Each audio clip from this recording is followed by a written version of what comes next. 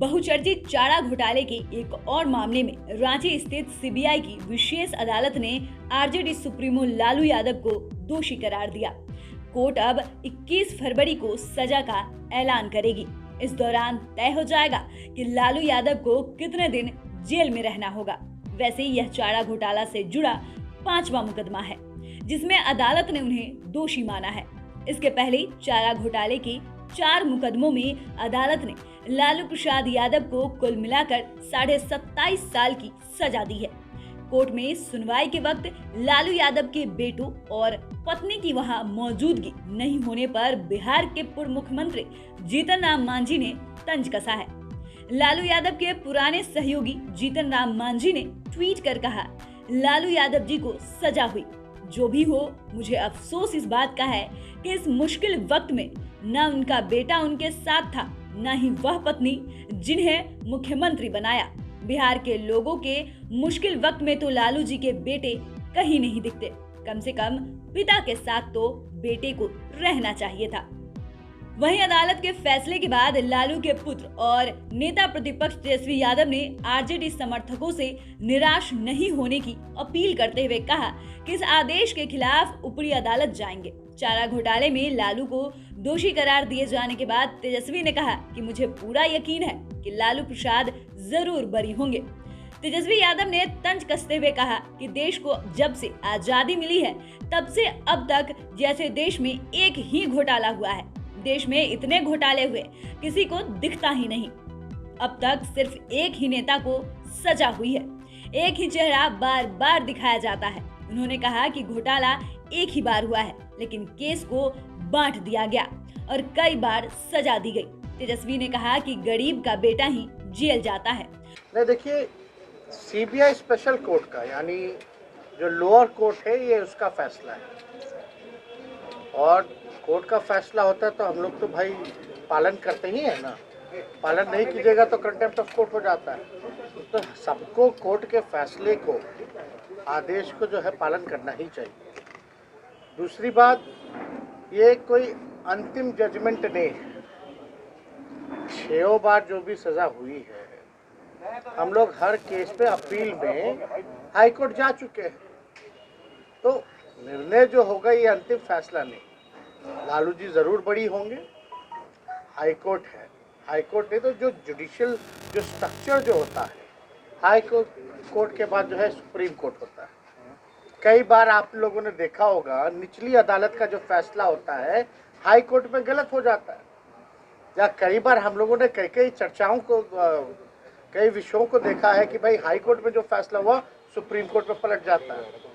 तो ये सारी चीज़ें जो हैं, तो अब कोर्ट का फैसला है तो उसका हम लोग पालन तो करेंगे ही।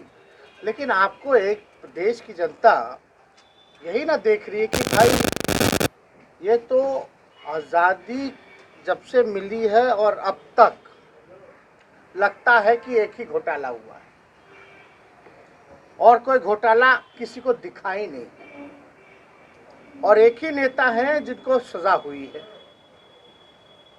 और एक बार नहीं बार बार, यानी केस एक था उसको बांट दिया गया। अरे घोटाला तो एक था ना, कॉन्स्पिरेसी तो एक ही होती है। अब फल्ला कितनी बार सजा देगी? देश की जनता जान रही है कि सजा किस कारण जो है गरीबों के मसीहा नेता को क्यों मिला है। अब जेल तो भाई गरीब और गरीब का नेता ही ना गया है। लालू के दोषित होने के बाद बिहार के पूर्व उप मुख्यमंत्री और राज्यसभा सांसद सुशील मोदी ने अपनी प्रतिक्रिया दी और कहा कि उन्हें खुशी है कि जिन्होंने बिहार को लूटा उनको सजा हो रही है। सुशील मोदी ने कहा कि इस मामले को हमने उजागर किया था।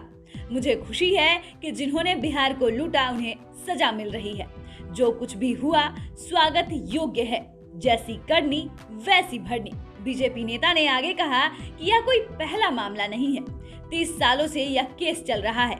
लालू यादव का असर कम होने की बात कहते हुए सुशील मोदी ने कहा कि वे सिर्फ अब हंसी मजाक करके मीडिया में बने रह सकते हैं। एक कहावत, जैसी करनी वैसी भरनी, बोया पेड़ बबूल का तो आम कहां से होए। देखिए, लालू यादव ने सत्ता में रहते हुए जिस तरह से गरीबों को लूटने का काम किया उसी का परिणाम है कि 5वां मामला जिसमें उनको सजा हुई है। और ये जो डोरंडा ट्रेजरीज के घोटाले का मामला है, 136 करोड़ रुपए का ये मामला है। ये 136 करोड़ उस जमाने का है। आज से अगर उसको जोड़े तो आज उसकी कीमत करीब 765 करोड़ रुपए होगी। और ये जो कहते हैं कि राजनीतिक विद्वेष से मुझे फंसा दिया गया, तो लालू जी ये 5वां मामला जिसमें कोर्ट ने आपको दोषी करार दिया है। और आप तो स्वयं रेल मंत्री थे जब ये मामला चल रहा था।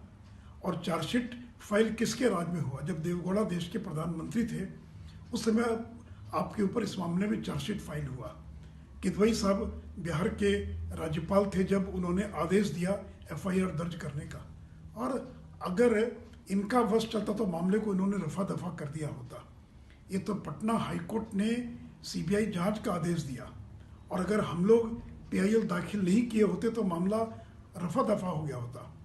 इन लोगों ने तो एक जांच कमेटी बनाकर पूरे मामले को रफा दफा करने का पूरा प्रयास किया। लेकिन पटना हाईकोर्ट ने जब CBI जांच का आदेश दिया तो लालू जी इसके खिलाफ में सुप्रीम कोर्ट चले गए। और सुप्रीम कोर्ट ने न केवल CBI जांच को बहाल रखा। गौरतलब है कि लालू प्रसाद यादव को इससे पहले चारा घोटाले के 4 अन्य मामलों में 14 साल जेल की सजा सुनाई जा चुकी है।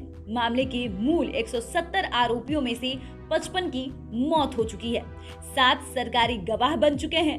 2 ने अपने ऊपर लगे आरोप स्वीकार कर लिए हैं और 6 अभी भी फरार चल रहे हैं। लालू के अलावा पूर्व सांसद जगदीश शर्मा, तत्कालीन लोक लेखा समिति के अध्यक्ष ध्रुव भगत, पशुपालन सचिव बेक जूलियस और पशुपालन सहायक निदेशक डॉक्टर KM प्रसाद मुख्य आरोपी है। 950 करोड़ रुपए का ये घोटाला अविभाजित बिहार के विभिन्न जिलों में धोखाधड़ी कर सरकारी खजाने से सार्वजनिक धन की निकासी से संबंधित है।